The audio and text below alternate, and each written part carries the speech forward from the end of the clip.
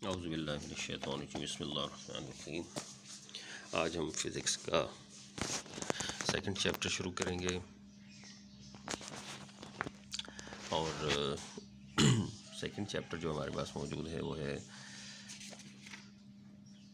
Sound का। आसान सा चैप्टर है, इतना मुश्किल चैप्टर नहीं है। थोड़ी सी मेहनत करेंगे तो इंशाअल्लाह ताला सारा काम ठीक हो जाएगा। अब जैसे कि आहिस्ता आहिस्ता आगे की तरफ बढ़ रहे हैं तो ज़्यादा मेहनत की ज़रूरत है। तो इसमें सबसे पहले था जी आपके पास क्वेश्चंस है, व्हाट इज़ एक्विस्टिक। तो स्टडी ऑफ साउंड जो सी होती है उसको हम लोग एक्विस्टिक का नाम देते हैं। इसमें क्वेश्चन आंसर सारे बने हुए हैं। और how is sound produce, sound कैसे प्रोड्यूस होती है। तो sound is produce due to the vibration of a body. तो इसके लिए हमें मटेरियल मीडियम की ज़रूरत होती है ताकि ये प्रोपोगेट कर सके। प्रोपोगेशन का मतलब ये होता है कि ये एक जगह से दूसरी जगह ट्रांसफ़र कर सके। बाकी इसके अंदर तमाम प्रॉपर्टीज़ पाई जाती हैं और जब ये ट्रांसफ़र करती है तो इसकी फॉर्म जो सी आपके पास वो कंप्रेशन और रेफ्रैक्शन आपके पास होती है। एग्जांपल्स इसके हमारे पास मौजूद हैं। गिटार के अंदर साउंड जो सी होती है वाइब्रेशन ऑफ स्ट्रिंग की वजह से होती है। हमारे वॉइस के अंदर जो वाइब्रेशन हो साउंड प्रोड्यूस होती है वाइब्रेशन ऑफ वोकल कॉर्ड की वजह से होती है। और हार्ट बीट जो हमें महसूस होती है या हम सुनाई देते हैं हमें, तो वो लंग्स प्रोड्यूस साउंड की तरह होती है। Give an experiment which show that sound is produced due to the vibration of a body. ये एक एक्सपेरिमेंट है आपके पास। तो आप इसको एक्सपेरिमेंट यहाँ से आप इसको कर सकते हैं कि जी also feel the vibration by slightly touching one end of the prong. तो प्लास्टिक बॉल अगर आप उसके साथ रखते हैं तो प्लास्टिक बॉल को उसके साथ रखने पर वो उसको पुश करेगा अपने वाइब्रेशन की वजह से। कंक्लूजन हमारे पास ये होगा कि from sound is produced by the vibration of a body. इसके बाद है show experiment that sound require a material medium for its propagation. ये आपके पास इसकी एक्सरसाइज में भी मौजूद है, लिहाजा आपने इसको वहाँ से इसका क्वेश्चन वहाँ पर भी मौजूद है, लिहाजा आप इसको मुकम्मल करेंगे। तो sound waves always require a medium for its propagation.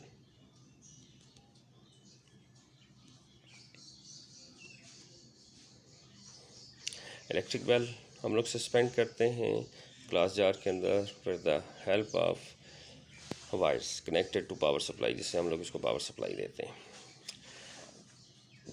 इसके नीचे वैक्यूम पंप हमारे पास लगा हुआ होता है।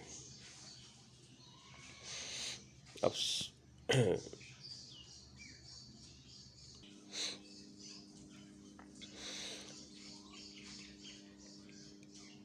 जब हम इसे सेटिंग ऑन करते हैं इसे, तो ऑन करने पर इसके बेल की आवाज़ साउंड हमें सुनाई देती है।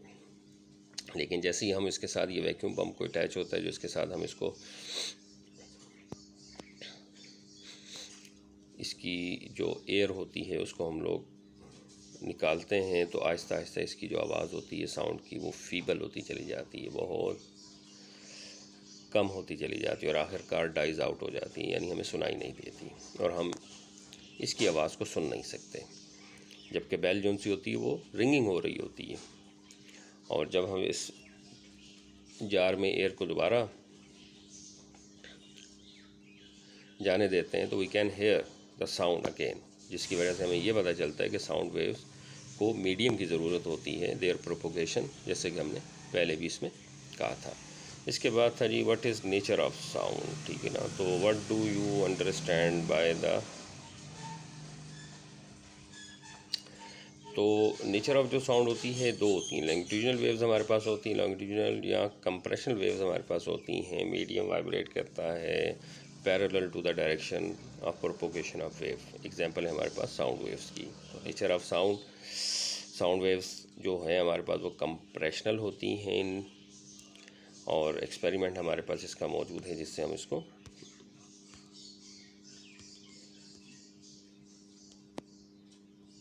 ये हमारे पास एक कि हम एक ट्यूनिंग फोर्क को स्ट्राइक करते हैं रबर पैड के ऊपर और फिर वो वाइब्रेट शुरू कर देती है, तो इसके साथ वाली जो लेयर्स होती हैं एयर की आपके पास, वो कंप्रेस हो जाती हैं। और जब ये वापस जो प्रॉन्ज होता है वापस यानी पीछे की तरफ चल जाता है, तो फिर क्या होता है आपके पास के यानी मूव बैकवर्ड करता है, तो प्रेशर कम हो जाता है, ठीक है ना, कि pressure on layer of air is decreased हो जाता है। और इस तरह से आपके पास ये रेयर फ्रैक्शन प्रोड्यूस होती है। Rarefaction is transfer to the air layer next to it, कि वो जो कंप्रेशन था आपके पास वो अगले उस पर ट्रैवल हो जाता है और इस तरह से ये मूव करता हुआ चला जाता है।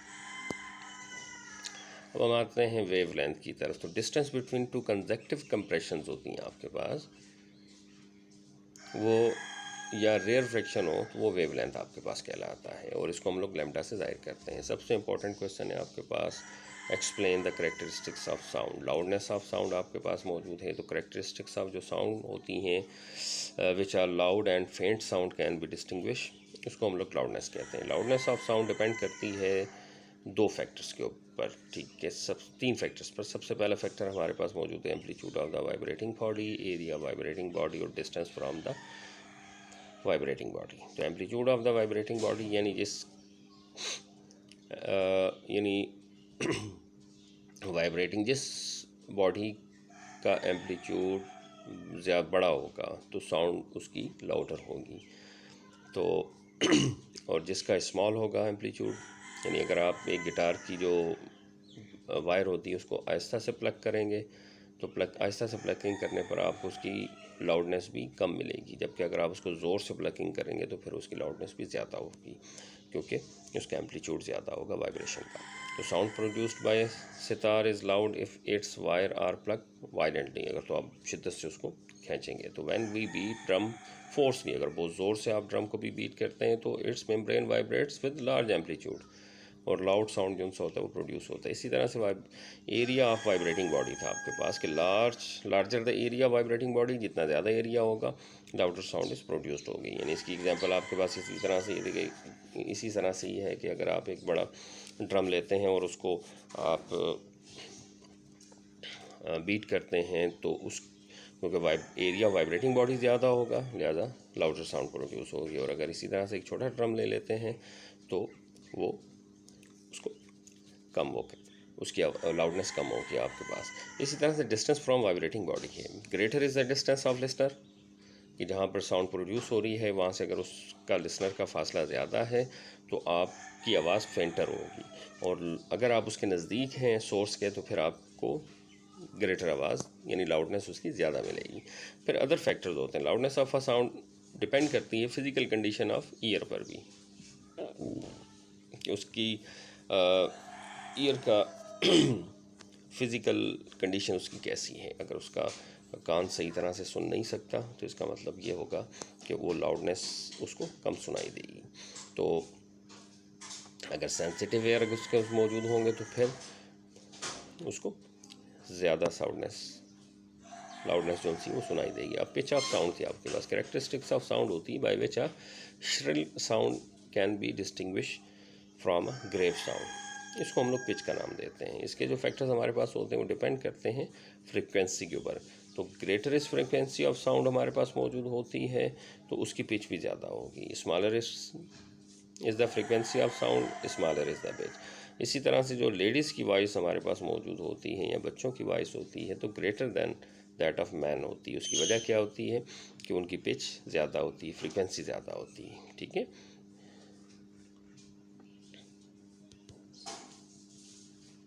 क्वालिटी ऑफ जो साउंड आपके पास होती है करेक्टरिस्टिक्स ऑफ साउंड में आती है by which two sound of same loudness, के दोनों लाउडनेस की साउंड सेम होंगी आपके पास, and pitch are distinguish each other is called quality of sound. की ट्यूनिंग फोर्क आपके पास अगर देखी जाए उसकी फ्रिक्वेंसी और फ्लूट की दे रहा है दोनों सेम हैं, इसका मतलब ये हुआ आपके पास के क्वालिटी इसकी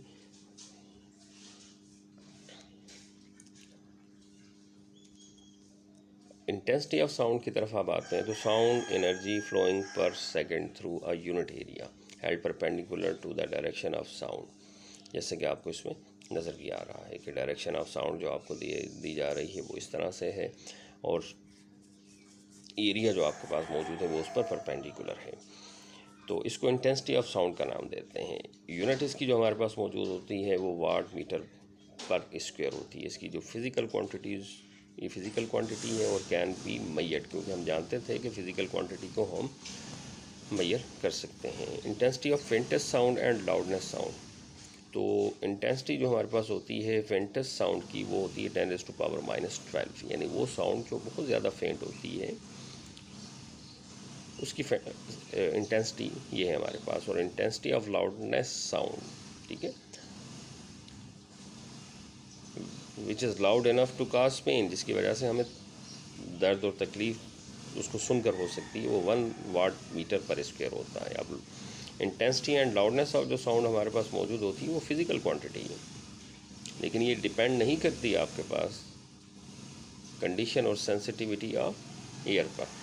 बाकी साउंड इंटेंसिटी जो लेवल हमारे पास मौजूद होता है उसकी जो रेंज हमारे पास मौजूद है वो ये है आपके पास। इसका मतलब ये हुआ कि अगर हम 1 वाट मीटर पर स्क्वायर से ज़्यादा इंटेंसिटी की तरफ चलते हैं तो फिर हमारे कान जो होंगे उस साउंड को बर्दाश्त तो कर लेंगे लेकिन पेन के साथ करेंगे और हमें ज़्यादा तकलीफ़ महसूस होगी क्योंकि इसकी रेंज बढ़ती चली जाती है। तो जो फैक्टर ऑफ 10 होते हैं इसलिए हम 10 के फैक्टर्स के साथ इसको करते हैं। अब यहाँ पर था हमारे पास के रेफरेंस इंटेंसिटी जो हमारे पास होती है उसको हम लोग 0 बेल लेते हैं। ये यूनिट है हमारे पास जो अलेक्जेंडर ग्राम बेल की वजह से ली जाती है। तो ये अब आपका होमवर्क है, आपने इसको याद करना है, याद करके इसको लिखेंगे भी और इसका जो टेस्ट अपने किसी बड़े भाई को, वालिद को, वालदा को या किसी सिस्टर को चेक करवा कर तो आपने इसको मुझे सेंड करना है।